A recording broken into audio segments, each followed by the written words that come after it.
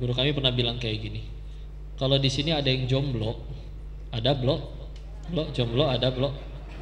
Punten ya blok. Saya bukan pengen matahin semangat para jomblo, tapi masih ada kemungkinan kalian mati jomblo. Beneran.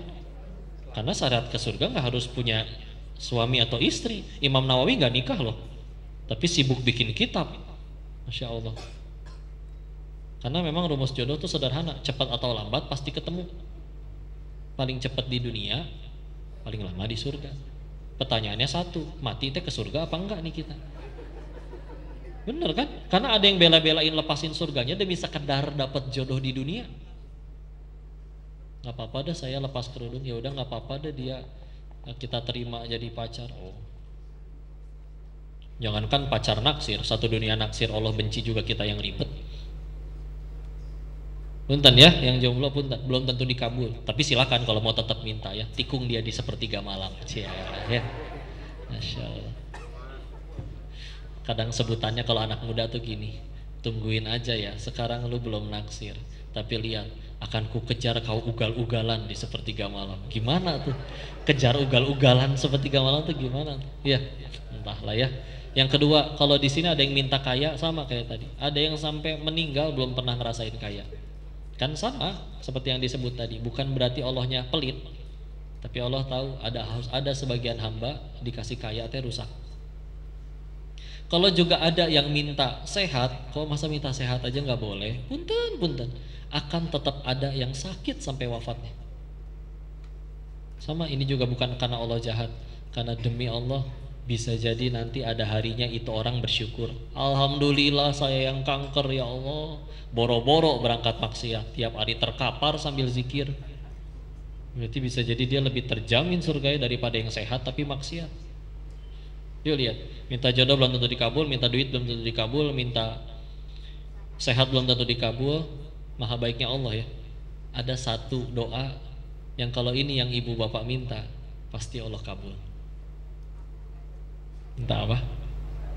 Minta hidayah. Cobain bu, bangun nanti malam, nggak ada yang lihat, nggak ada siapa-siapa, cuman doaan aja sama Allah. Ya Allah, ini hambamu pulang ya Allah, aku banyak salah, tahu banyak dosa, tapi yang hamba tahu cuman Kau yang punya kuasa ngampunin. Dan kalau di malam ini hamba Engkau izinkan untuk minta, hamba cuma pengen minta satu aja ya Allah, kasih hati hamba hidayah ya Allah. Udah cukup itu aja. Karena kalau udah sampai itu yang Allah kasih, kalian mau hidup kayak gimana juga selalu nemu jalan buat bahagia. Ada di hatinya udah Allah soalnya. Kita mau ngadu nasib, adu nasib yuk sama para nabi. Nggak ada apa-apanya kepahitan kita dibanding mereka. Pahala banyakan mereka, dosa mereka maksum, terampuni, bersih. Ujian lebih parah dari kita, ngambek. Enggak, tetap aja lempeng jadi orang baik. Tapi kalau misalkan nggak ada hidayah di hati, nggak ada Allah di hati, nggak nancep itu tauhid di hati, punten mau punya segala-galanya kayak ngambek. Pernah lihat nggak orang punya segala-galanya teh ambekan melulu? Atau mungkin juga kita pernah lihat ada orang yang menurut kita ya Allah hidupnya kayak pahit ya, tapi gening cengengesan aja hidupnya bahagia. Nggak tahu gila, nggak tahu emang nggak tauhid ya. Tapi ya udah bisil. Bu, koruptor sebelum korupsi udah kaya belum? Udah, ngapain nyolong melulu? Nggak cuk, nggak cuk. Di hatinya nggak ada Allah. Berapa banyak kejadian selingkuh, istrinya lebih cantik kan bu dari pelakornya, betul?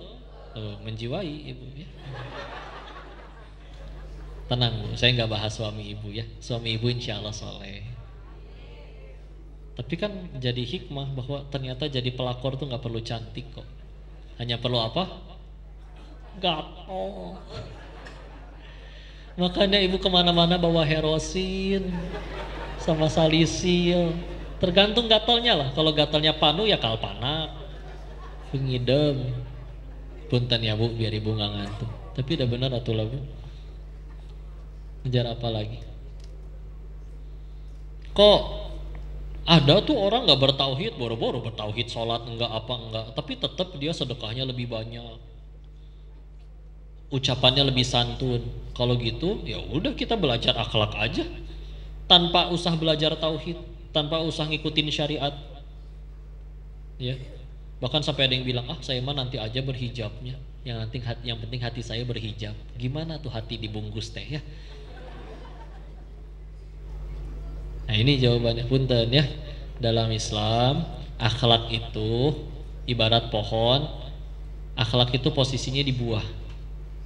Ya berarti kan harus ada akar dan batangnya.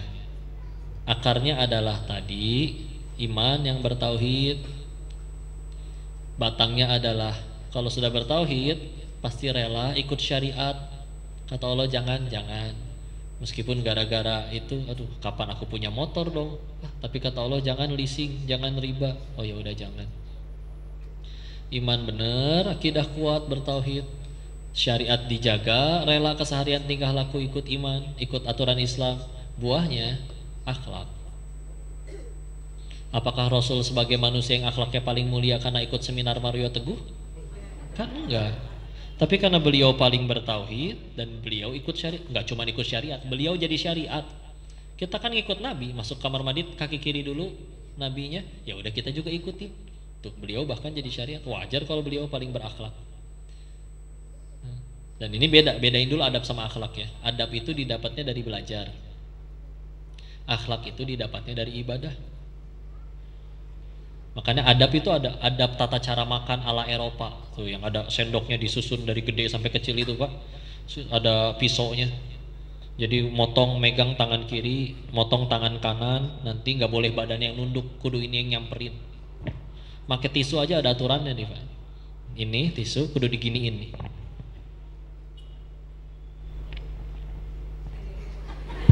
Beneran di Eropa kayak gitu. Kalau kita makan kadang ketelan tuh tisunya. Nah itu adab ya, ada adab-adabnya. Walaupun adab juga perannya luar biasa dalam Islam, ada bahasanya, kitab-kitabnya juga banyak. Tapi kalau akhlak dapatnya dari ibadah. Surat 29 Al-Ankabut ayat 45, Inna sholata tanha anil fahsyai wal munkar. Sesungguhnya sholat itu mencegah dari perbuatan keji dan munkar. Jadi kalau ibadah sholatnya benar, gak mau berbuat keji dan munkar. Maka kita lihat punten ya, ini bicara akhlak. Kok ada negara yang berakhlak kayak contoh Jepang, Korsel, di sana barang hilang ada di jalan nggak diambil, dan katanya orangnya tepat waktu. Di Jepang itu Pak, kalau kita kan ada kartu flash ya, e-tol tahu ya, itu kan diisi saldonya pakai apa? Duit. Mereka ada kartu, sedang dibuat kartu untuk naik kereta, saldonya isinya pakai waktu. Saking on time-nya. Jadi kota A ke kota B 30 menit, saldonya 60 menit, di tap cetut, saldo ada tinggal 30 menit. Segitu tepat waktunya. Itu negara. Tapi tetap kita tahu, produksi film porno terbesar dari sana. Bunuh diri tertinggi.